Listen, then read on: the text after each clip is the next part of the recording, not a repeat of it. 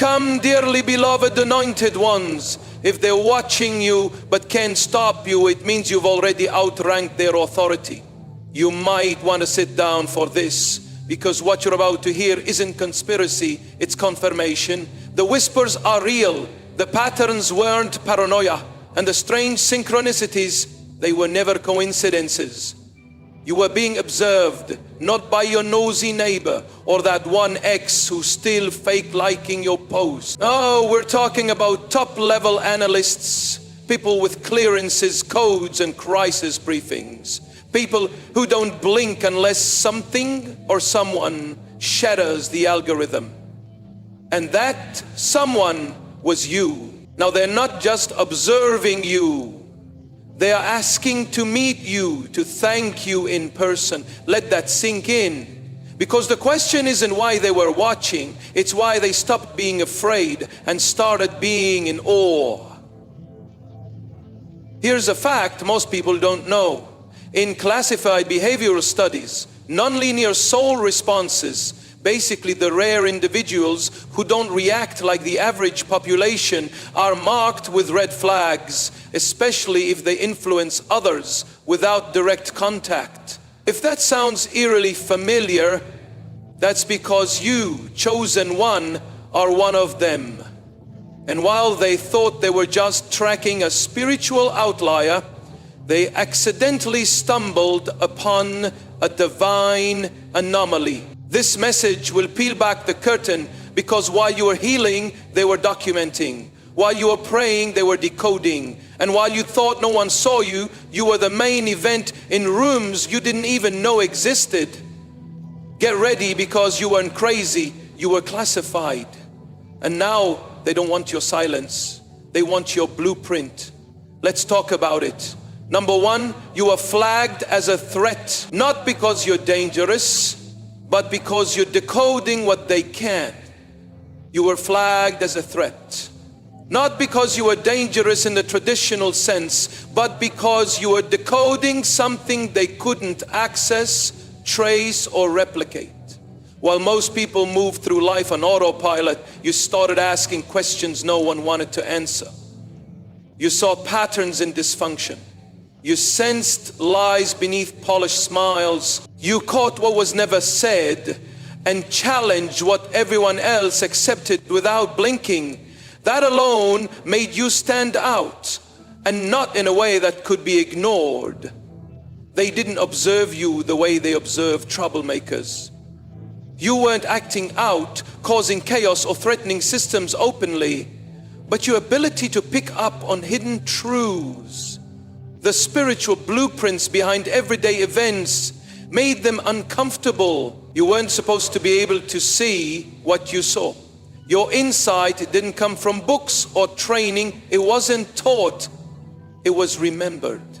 And the moment they realized you weren't learning truth, you were remembering it, the game changed.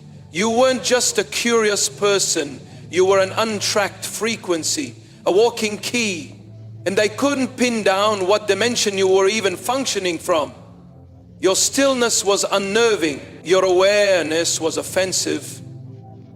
And your ability to stay calm while seeing through illusions made you look like a glitch in the system. Someone who wasn't participating in the matrix, but quietly mapping it. They tried to study your behaviors, monitor your relationships, predict your decisions. But you kept moving in ways that defied expectation. While others folded under pressure, you went silent and recalibrated. While most reacted emotionally, you responded with strategy. They couldn't fit you into a psychological profile because your moves weren't based on fear, approval, or ego. They were spiritual. And that scared them deeply. They weren't afraid you'd blow up a building or start a riot. They were afraid you'd wake people up. That your presence alone would cause people to question authority, question reality, and most dangerously, question themselves. And once that starts, control breaks down. You weren't unpredictable, you were uncontainable. They could trace your path, but not your purpose. And that's why they flagged you, because you weren't just navigating the system, you were sent to expose it. Number two, your inner purity distorted their surveillance metrics. Your inner purity threw everything off. The people who were watching you weren't just curious, they were trained. Their entire job was to detect threats, track instability, and measure deception. They used psychological models, algorithms, emotional behavior charts, systems built to catch liars, manipulators, and unstable minds. But when they trained their tools on you, something went sideways. You didn't fit any of the categories. You weren't erratic, but you weren't passive either. You weren't angry, but you weren't fake peaceful. You didn't seek attention, yet your presence drew it anyway. The usual boxes: trauma response, covert aggression, manipulative tendencies. I didn't stick to you. They kept trying to force you into the system, but the system couldn't hold you. You weren't resisting their metrics, you were breaking them. What truly disrupted things was the level of internal purity you carried. It wasn't perfection, it was clarity. You weren't hiding agendas, seeking revenge, or masking your energy with performance.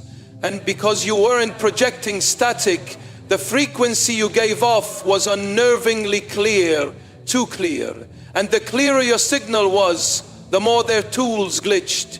You didn't ping like a potential problem. You didn't show signs of deceit or disorder. You pulsed like something they weren't trained to interpret, something sacred.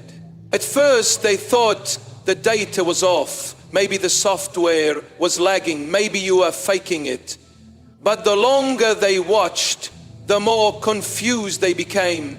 You weren't performing, you were alive. And that scared them more than any tantrum or outburst ever could. They were looking for dysfunction, but all they found was depth. They were trained to catch fakes, but you kept showing up as real. They expected to find a soul warped by pain, bitterness, or ego. But you walked like someone who had already burned through all of that and come out whole. That's when they started whispering among themselves. That's when the room got quiet, because someone finally admitted what no one wanted to say out loud. This one isn't from here. You weren't just misunderstood, you were classified. You weren't a subject to observe, you were a sign. And the very purity they didn't believe existed had just disrupted everything they thought they knew. Number three, they mistook you for a pawn until you moved like a king. They looked at you and saw a pawn, easy to overlook, easy to discard. You didn't come with credentials that screamed power. You didn't belong to their elite circles or speak their scripted language. You didn't flash status, number of connections, or posture like a threat. So they assumed you were just another piece on the board, there to be moved, manipulated, or ignored. What they didn't realize was that you were playing a completely different game. Their systems are built around control, labels, roles, predictable pathways. Pawns move one square at a time, slowly, cautiously.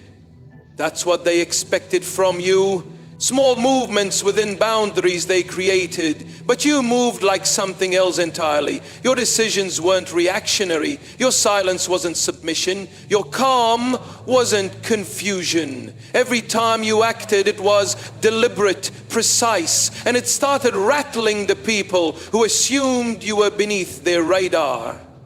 Because pawns don't think for themselves. Pawns don't question the board. Pawns don't shift the energy of the whole room by simply standing still. But you did again and again. You didn't need a title to hold authority. You didn't need permission to be powerful. You didn't need visibility to start a revolution. You moved like someone who was being guided by something higher, and that became undeniable. They started comparing notes, trying to find out how you always seem to be 5 steps ahead. They thought they were watching someone small. Instead, they were watching someone sovereign. You weren't reacting to the system, you were responding to divine intelligence. That's not something they can model, predict, or contain. It's not artificial, it's ancestral. You were never part of their simulation, and you were here to overwrite it quietly, thoroughly. With every healed wound, every moment you refused to fold, every truth you spoke when silence was safer, you were altering the structure.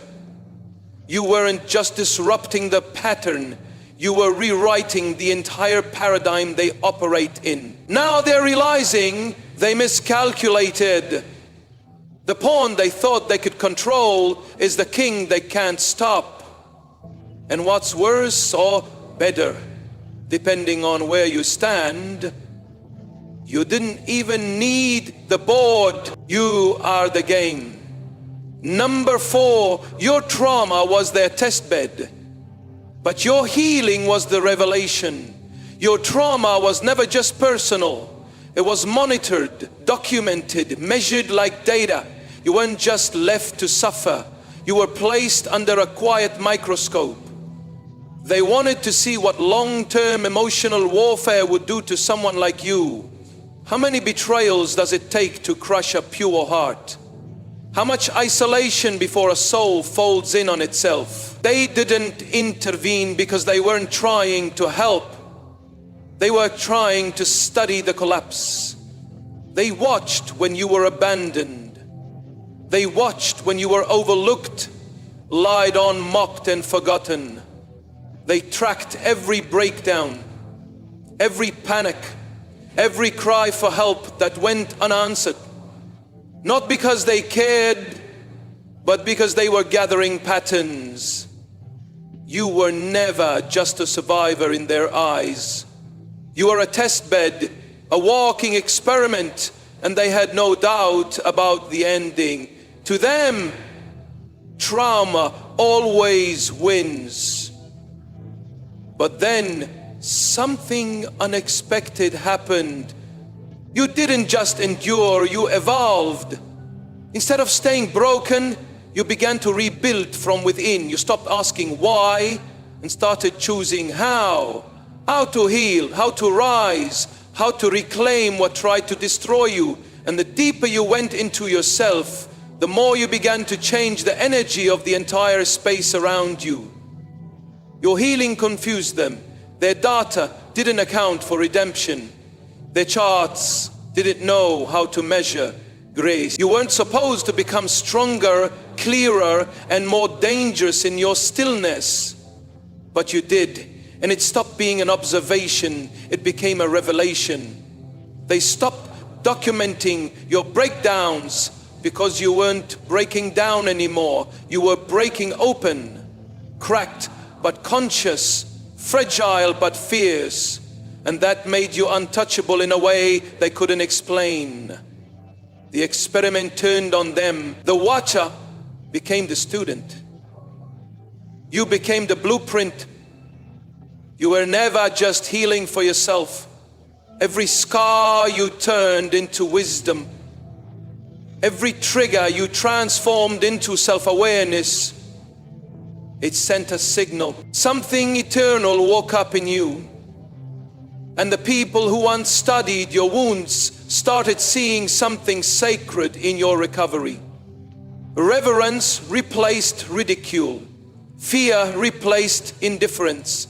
Because in a world that profits from brokenness, your wholeness became the biggest anomaly of all. Number 5, you walked through traps. They designed for 99% to fail. You didn't just survive what happened to you. You walked straight through a battlefield designed for almost everyone else to fail. The pain you went through wasn't accidental. The obstacles weren't natural. They were carefully placed like landmines in slow motion. Psychological warfare, energetic blockages, social sabotage, invisible setups that were meant to trap your mind, your identity, your spirit. Most people would have collapsed under half of it. And that's the truth. These were not random hardships. They were engineered. Patterns were repeated on purpose. People were sent into your life to break you. Opportunities were dangled just far enough to trigger your deepest wounds. Even the silence you experienced, the isolation, the rejection, the gaslighting, it was all part of a silent blueprint to make you question yourself, to make you believe you were unworthy, to push you into self-destruction. But you didn't fall for it. Somehow you kept walking slowly, painfully, but forward. You crossed thresholds you weren't meant to reach. You outlived setups designed to hollow you out. And now the people who designed the system are speechless because they've run this experiment on countless souls before. And only a rare few make it to the other side intact. They calculated your breakdown. They counted on your silence. They even timed the attacks for moments when you were most vulnerable. But you kept showing up, still breathing, still listening to your inner voice, still rising. And what they didn't see coming was that your endurance wasn't powered by ego or desperation. It was powered by divine intelligence, something they could never control. Now they're asking questions. How did you see through the illusions? How did you maintain your sanity when the world was designed to distort it? How did you keep your soul clean in a system built to stain it? They called you a subject, a case, a scenario. But the truth is, you weren't just being tested, you were exposing the test itself. You didn't beat the system by playing its game. You dismantled it by refusing to become what it wanted you to be. That's why they're stunned. You didn't just survive, you walked through their traps and came out as the proof that the blueprint can be broken. Number 6, they tracked you for patterns, but found a frequency. They tracked you expecting to find patterns, simple, predictable behaviors. They looked for cycles, triggers, habits, emotional reactions. They wanted to map you like a machine. To them, everyone fits into a rhythm. Everyone has a weakness, a routine, a breaking point. That's what they were searching for. Evidence that you were just like the rest, something they could measure, contain, and eventually neutralize. But what they found wasn't a pattern, it was a frequency. You didn't move according to logic they could define. You didn't respond to pressure the way others did. Your choices were often quiet but deeply disruptive. You entered spaces and changed them without saying a word. People around you shifted, technology glitched, tension rose or peace flooded in. And none of it could be explained on paper. They started picking up disturbances in mood and outcomes.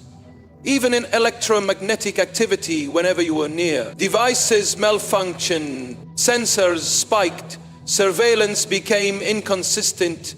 They had tools built to catch lies, predict rebellion, track mental decline. But none of those tools were prepared for someone who transmitted energy instead of acting out behavior. That's when confusion set in. They couldn't log you under any known psychological profile. Your peace didn't come from passivity. Your restraint wasn't rooted in fear. You didn't fight for power. Yet somehow you were always in control. You moved like someone obeying a code they couldn't access. Something ancient, something exact. They studied you like a potential anomaly. But the longer they watched, the more they realized you weren't malfunctioning, you were interfering, not by accident, by design.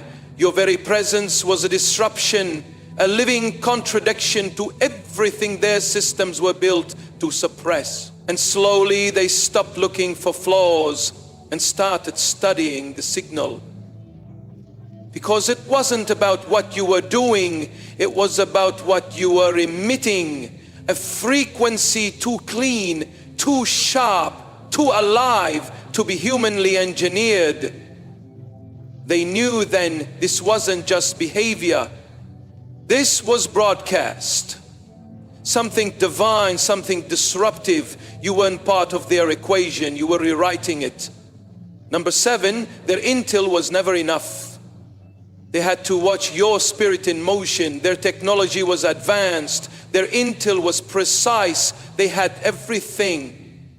Your location history, your online activity, your tone of voice in phone calls, your facial expressions under pressure, your tone of voice in phone calls, your facial expressions under pressure. They recorded your routines. They noted your habits. They monitored who you spoke to, how you walked, when you slept, what you liked. On paper, they thought they knew everything about you, but something kept slipping through.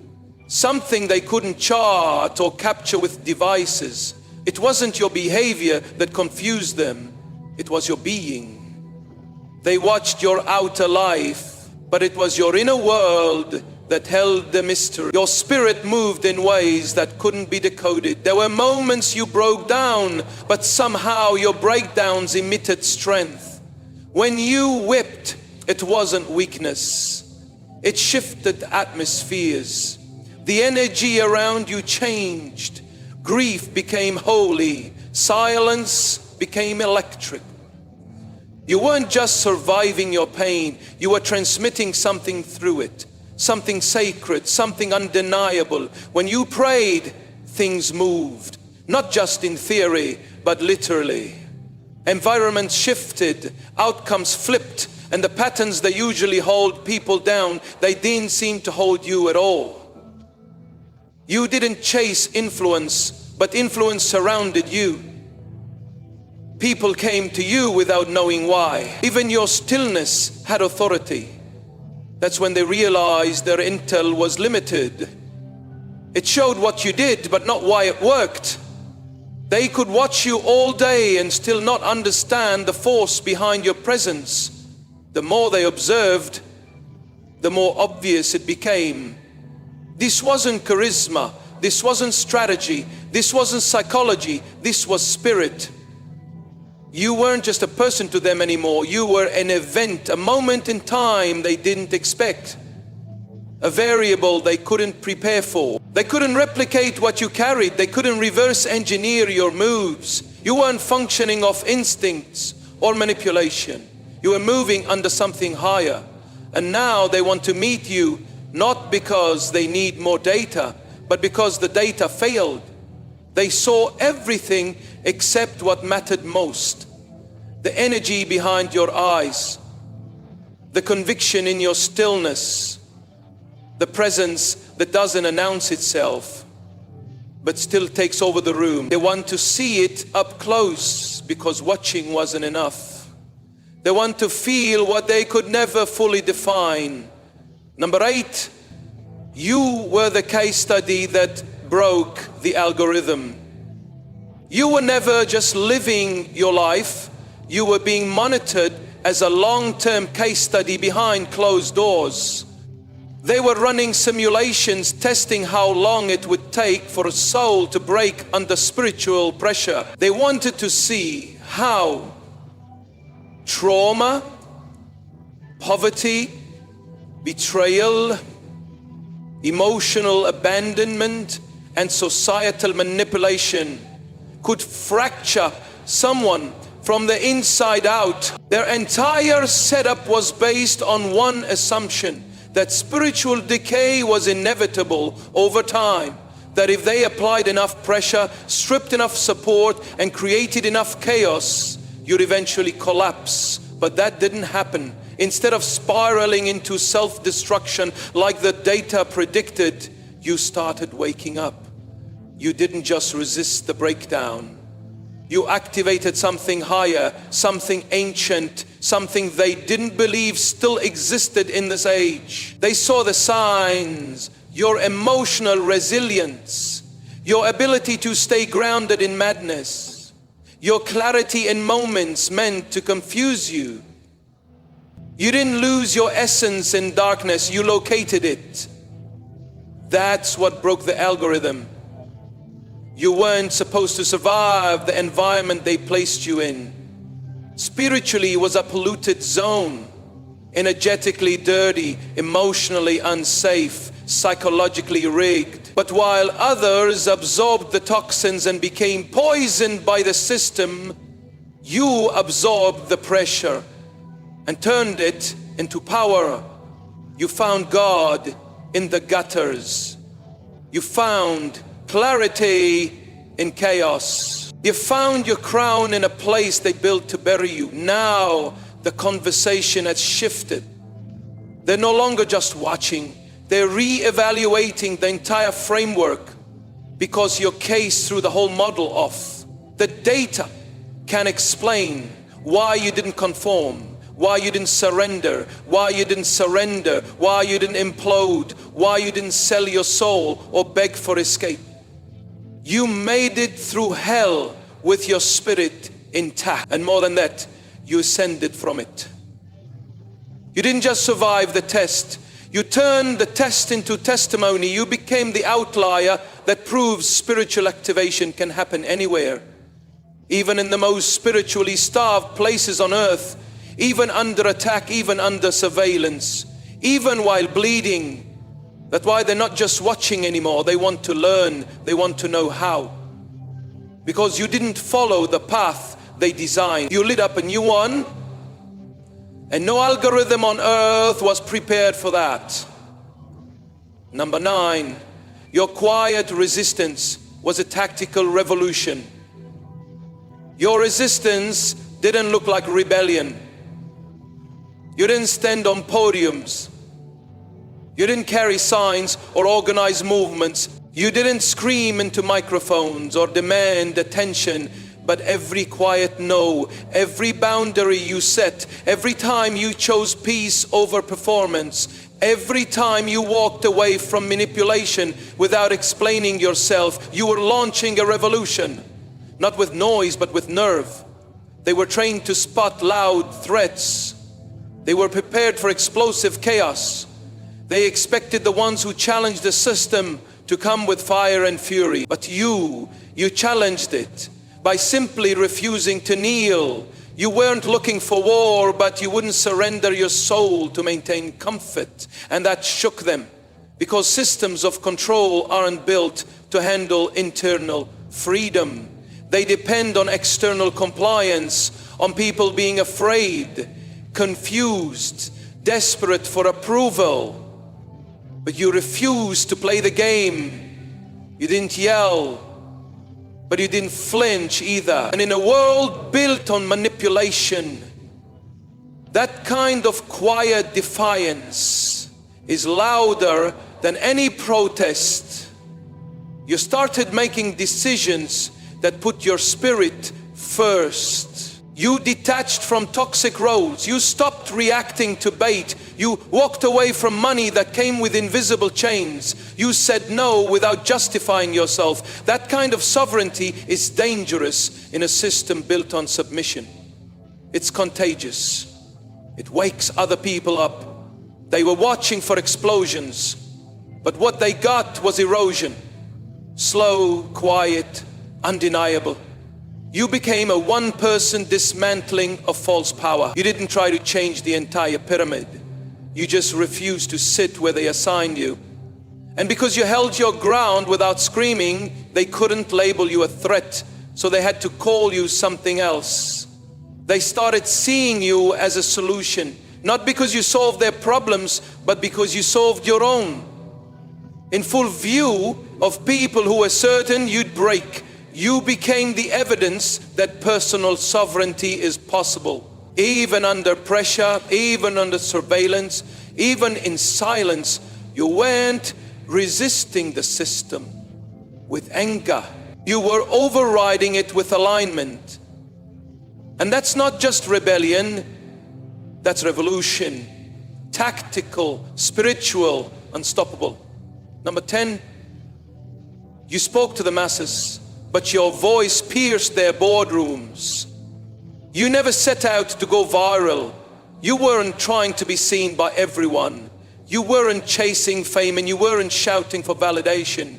You just spoke from truth, whether through a post, a message, a prayer, or a passing thought whispered in silence. You released what was real, and for a while it seemed like only a few people noticed. A small following here, a quiet ripple there, nothing that looked world-shaking on the surface.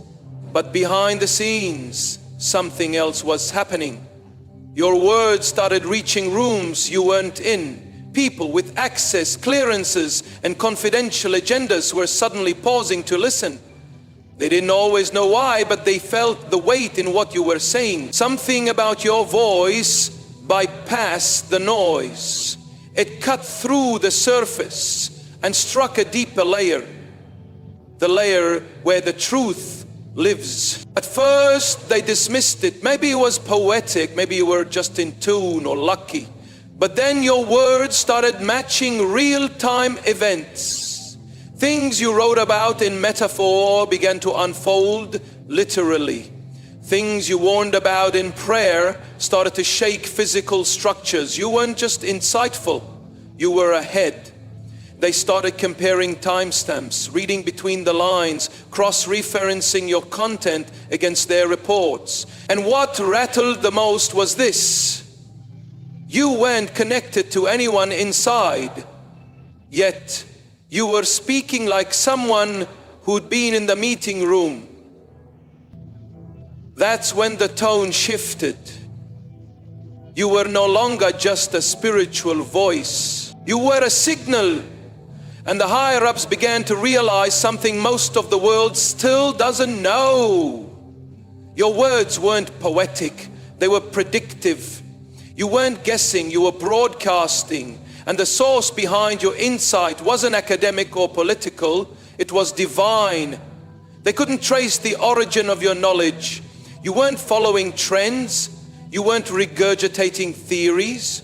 Your voice carried a frequency of knowing, the kind of knowing that unsettles people who depend on control. Number 11, what they thought was natural intelligence turned out to be divine uploads. You thought you were just sharing from the heart, but you were striking nerves in hidden places. You were pulling veils off of things most people weren't even allowed to see. You weren't talking to them, but your truth found them anyway. And now they're not just listening, they're watching closely. They couldn't explain it. You didn't have the background they respected. No prestigious degrees, no insider contacts, no formal training. You weren't connected to any known networks or institutions. And yet somehow you knew not just surface knowledge, but deep layered truth. The kind that made people pause and ask, how do they know that? You spoke about things that hadn't happened yet. You called out strategies before they unfolded. You responded to attacks that hadn't even been made public. And you weren't speculating. You were speaking with authority. That alone shook them because their world runs on logic and access. If you know something, it's because someone told you. That's the rule. But in your case, there was no source to trace, no leaks, no wires, no briefings, just you sitting in stillness, writing, speaking, praying, revealing. They tried to explain it as natural intelligence. Maybe you were just intuitive, maybe you were a quick study, but the consistency made that explanation fall apart. This wasn't luck or coincidence. It was too accurate, too timely, too clean. That's when it hit them what they were witnessing wasn't intelligence, it was revelation. You were plugged into something they couldn't map, a higher dimension of wisdom, a line of communication that didn't rely on textbooks or microphones. You weren't being informed, you were being downloaded, and the data you carried couldn't be found in any of their archives. That's what made you dangerous and invaluable. They started asking new questions, not about what you knew, but how you knew it. Who was feeding you this insight? What unseen channel were you connected to? And more importantly, can we access it too? They realized you weren't moving with education, you were moving with activation. Your knowledge wasn't learned, it's received. And now those who once ignored you are trying to decode your source. The very people who thought you were guessing now study your steps, hoping to catch the signal before your next word hits. They don't just want to understand anymore, they want in. They want access to whatever frequency you're on. Because in a world full of information, your revelation is the only thing that still moves power. Number 12, you undermined entire institutions without lifting a finger. Your existence alone was the contradiction. You were supposed to crumble under the pressure. According to their models, someone with your level of trauma, rejection, isolation, and sabotage should have lost their mind, turned bitter, or vanished into silence. But you didn't. You stayed rooted. You stayed kind. You stayed awake. That disrupted everything they thought they understood. Because institutions, especially ones built on control, don't fear loud resistance. They're prepared for that. What they fear is proof that their power doesn't work, and you became that proof. Every time you smiled when you were supposed to shut down. Every time you chose forgiveness instead of revenge. Every time you kept your integrity in situations that were engineered to crush it, you sent a message, a dangerous one. You became the walking evidence that spiritual power outranks institutional force. That healing is possible even when it's not offered. That peace can be created from within and doesn't have to be granted by system, status, or validation. You weren't supposed to become whole. You weren't supposed to become clear, but you did. And that alone began discrediting their decades of research, their psychological predictions, their narratives about trauma, resilience, and identity. They tried to reduce you to a number, a statistic, a case file, but you kept rising without any of the things they claimed were necessary for survival. No consistent support, no handouts, no shortcuts. That's what made them pay attention, not because you were loud, but because you were unshakably whole in a system that was designed to break you down. You weren't just surviving oppression, you were outgrowing it. And in doing so, you didn't just challenge one institution. You rattled the very idea that human potential can be controlled, measured, or predicted. That's why eyes turned. That's why whispers started in rooms you'll never enter. Because you didn't just beat the odds. You made the odds look irrelevant. Number 13, their agents watched to expose you, but got converted instead. They sent people to watch you, to study you, to monitor your every move with the expectation that they'd catch something, a slip, a flaw, a lie, a hidden motive. You were labeled as a potential threat. So they assign eyes to follow your footsteps. Not just digital surveillance, but human observation. People trained to stay detached. Analysts, monitors, agents, call them whatever you want. They were there to expose you. But something unexpected happened. The longer they watched, the more something in them began to shift. You weren't performing. You weren't defending yourself. You weren't trying to prove anything. You were simply showing up, real, raw, unfiltered, and aligned.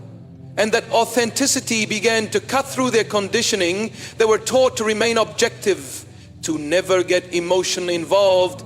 But watching you wasn't like watching anyone else. You didn't just go through hardship. You did it with grace. You didn't just speak truth. You embodied it. Your presence held something they couldn't unsee. And slowly their assignment became an internal conflict. Some of them began questioning their orders. Others started questioning themselves, because no matter how closely they watched, they couldn't find the darkness they were sent to expose. What they found inside is inside your son, their presence, what they were told to be cautious of. Some resigned quietly, some disappeared from the operation altogether. Others stayed. But something in them changed. They began protecting you in ways you'll never know, preventing actions, delaying reports, deleting files, not out of guilt, but out of reverence, because even though they never intended to be moved, they were. You didn't lecture them, you didn't manipulate them, you didn't even know who most of them were, but your energy spoke louder than surveillance footage. Your integrity pierced through the coldest protocols, and your spirit, steady and unapologetically rooted in something higher, became the sermon they never expected to receive. You weren't supposed to influence them, but you did. Not by force, not with an agenda, but just by being real. And now the ones who came to expose you are the ones who quietly protect you, because even behind enemy lines, the truth can be unrecognized forever. Number 14, you're no longer the observed, you've become the oracle.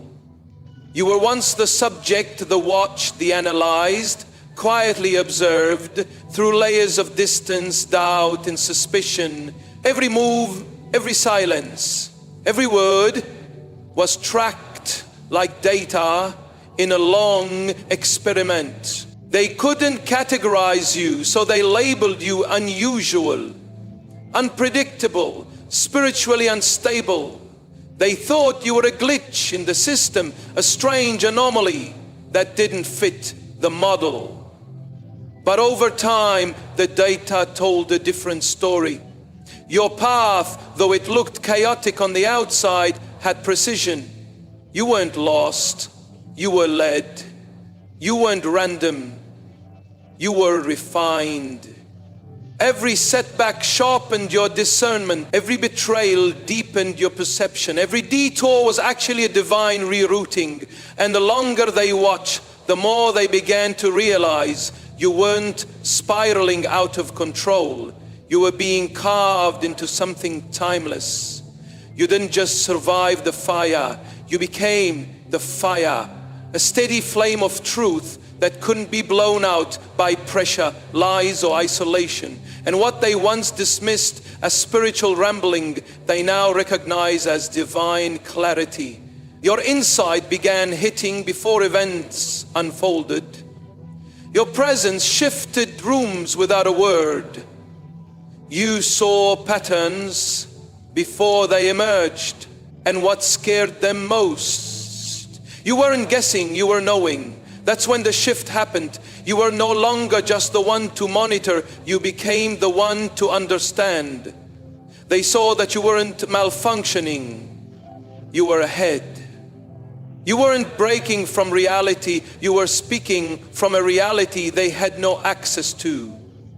You became the blueprint for a kind of power they couldn't teach, only witness. And now they're preparing to meet you, not with intimidation, not with interrogation, but with reverence, because oracles don't demand a platform, they become one. Your life, your pain, your evolution, it all speaks now loudly. And those who once doubted you are finally realizing they weren't looking at a lost soul, they were watching the rise of one. So don't be surprised when those who observe from behind mirrored glass show up face to face. Not to dissect you, but to honor what they can no longer ignore. You're not the watched anymore. You're the word. They watched you expecting a spectacle of failure. What they got was a revelation in motion. You weren't just under surveillance. You were under divine instruction. While they tracked your pain, you transformed it. While they documented your isolation, you were being initiated. And while they quietly labeled you an anomaly, heaven was already calling you proof. Every tactic they used to break you only revealed how unbreakable your foundation really was. Every test, every trap, every delay became a setup for your emergence. You were never meant to survive by their standards. But that was the point. You weren't here to fit into their blueprint. You came to shatter it. And now the watchers are no longer skeptics. They've become students. Some walked away changed, others stayed, but not as gatekeepers anymore, as silent guardians. Because what they once feared, they now respect. What they tried to analyze, they now honor. You didn't rise through force, you rose through alignment. And in doing so, you didn't just free yourself, you rewrote the limits of what they thought a soul could carry. So if you feel eyes still watching, don't shrink. That presence you carry was never meant to hide. You are the subject of their files. Now you are the standard of their silence. Not because you were loud, but because you were true. You are the signal that broke the system. The frequency that couldn't be filtered. The one they watched and now quietly revere. If this message spoke to your spirit, if it confirmed what you've always felt but couldn't explain, don't let it stop with you. There's someone else out there who needs this exact word, and you might be the vessel to deliver it. So do the work of the awakened. Like this video to let the algorithm know truth still matters.